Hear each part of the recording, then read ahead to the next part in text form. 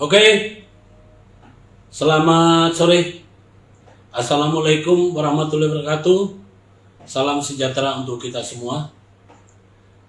Hari ini live secara khusus ya, untuk memberikan informasi kepada seluruh netizen, pengikut setia pengacara Guntur Laremba terkait permasalahan hukum yang dihadapi atas laporan atau perkara pidana yang tidak mengikuti syarat formil.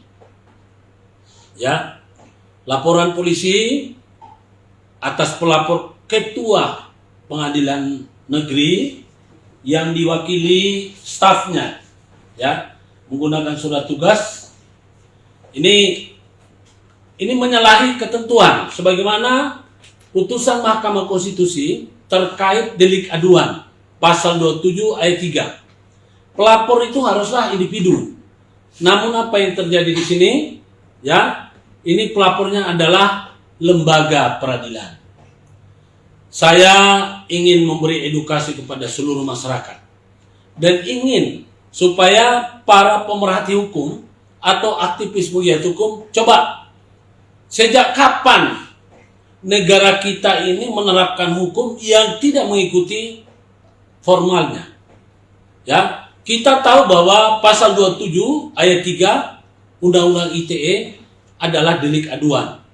Ya, harus yang mengadukan adalah korban langsung.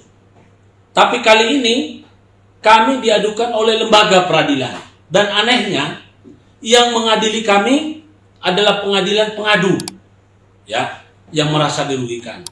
Yang menjadi majelis hakimnya adalah wakil ketua pengadilan. Sekarang saya ingin mempertanyakan kepada yang terhormat atau yang mulia, Ketua Mahkamah Agung Republik Indonesia dan Ketua Komisi Yudisial Republik Indonesia serta Badan Pengawas Bawas Mahkamah Agung. Jangan diam saja, ini aturan yang pernah dibuat di mana ada SKB, surat keputusan bersama, ya, yang bernomor 047 KMA SKB garis miring 4 Rumawi garis miring 2009 dan 02 garis miring SKB P KY garis miring 4 Rumawi 2009 tentang kode etik dan pedoman perilaku hakim. Saya ingin mempertanyakan, di sini sudah jelas aturannya mengatakan bahwa bagi hakim yang memiliki konflik kepentingan dilarang, ya, dilarang untuk mengadili. Nah, dilarang. Bahkan di dalam aturannya di sini sudah ada tata cara pengunduran diri hakim.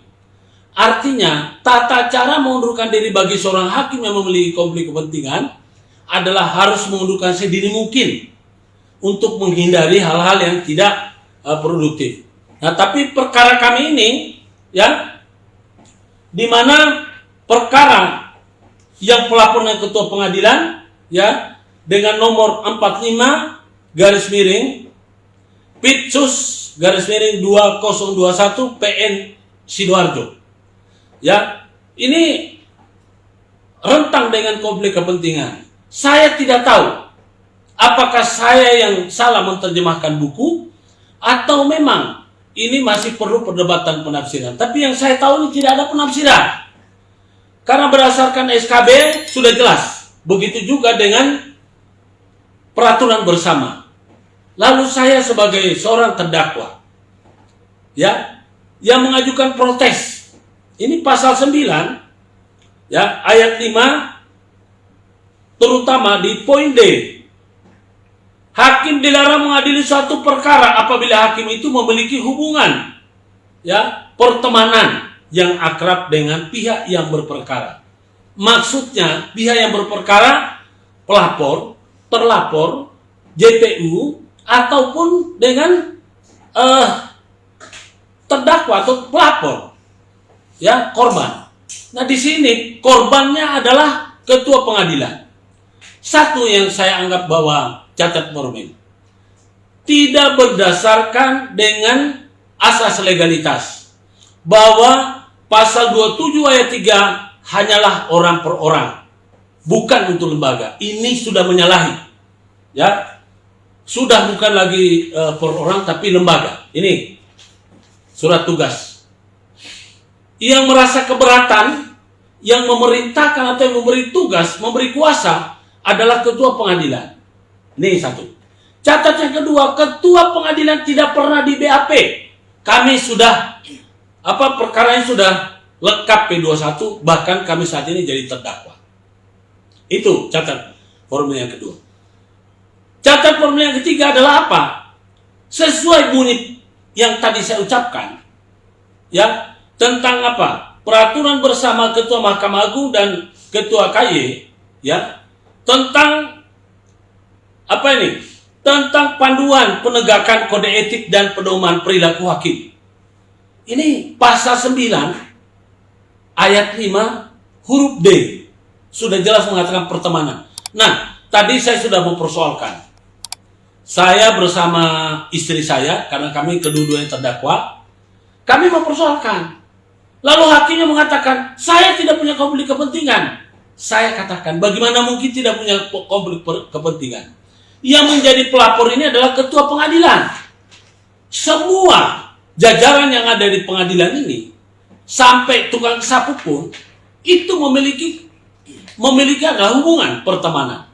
Atasan, antara atasan dengan bawahan. Mana bisa perkara pidana harus dilakukan seperti itu. Dan kami tetap bertahan bahwa kami keberatan untuk diproses disidangkan di pengadilan setempat, ya, di mana pelapor tempatnya berkuasa.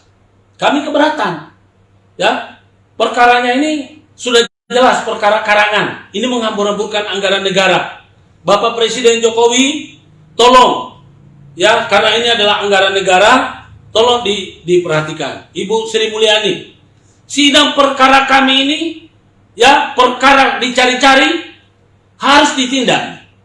Para pembuatnya mencari-cari. Ini menghambur-hamburkan anggaran negara. Kami juga sebagai masyarakat bebas, ya, dilanggar hak asasinya.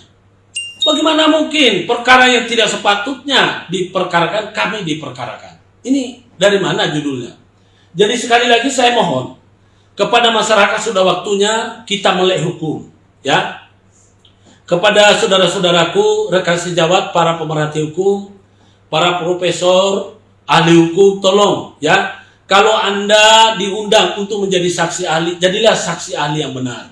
Jangan menjadi saksi ahli bayaran, manut-manut saja. Contohnya saya punya perkara ini.